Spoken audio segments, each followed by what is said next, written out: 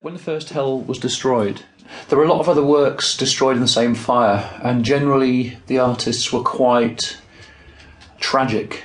Their attitude that everything that had been burnt was irreplaceable.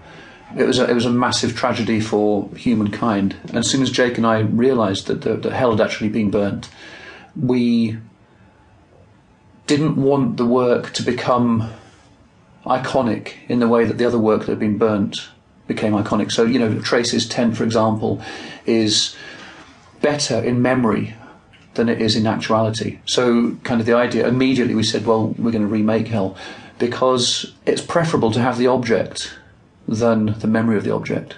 Because memory, nostalgia is a terrible, terrible curse. But we didn't just remake it. We wanted to make a new one. And in fact, we're going to make 3. It's a continuous project. You will never make enough things to fill Hell.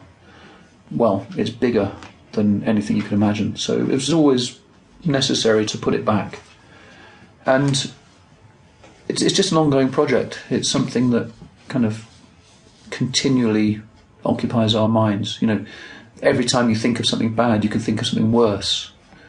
And it's kind of like an infinite progression. Every time you make that thing, then you can think of something worse than that. So it's kind of, Hell, the subject matter is kind of, it's endless.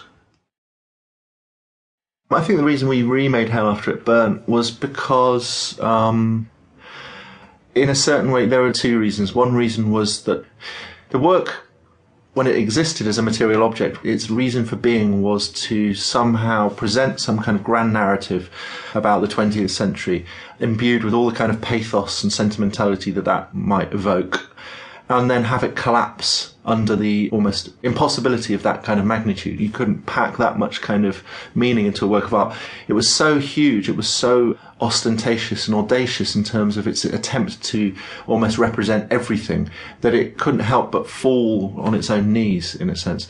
And so when it burnt, suddenly it acquired all of the kind of the pathos and sentimentality that it was against in its existence. It suddenly became, even literally it went up in smoke. It became a metaphysical sort of memory, a kind of an ethereal object that had a tendency in people's reminiscence of it as this nostalgic object. People would say, oh, I saw it, it was really amazing, but now it's gone. So it became this kind of metaphysical object, which obviously is the absolute opposite of its point. So, and secondly, the idea of hell burning, the idea of God responding to a work of ours and feeling so moved to actually cause it to burn, couldn't help but incite us to react against God and make 3 of them.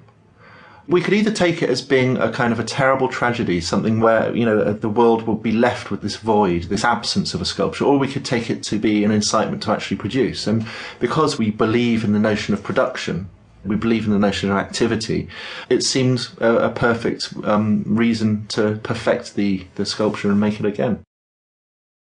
I think the idea of improving Hell, obviously, technically we're a lot better than we were when we made it first time. And in fact, probably the fact that it burnt has done us a huge service, because if you were to compare the first one and the more recent version, there's definitely, better technical skills, but there's an endless supply of bad things, and you could make 1,000,000 hells, and each one would be equally hellish.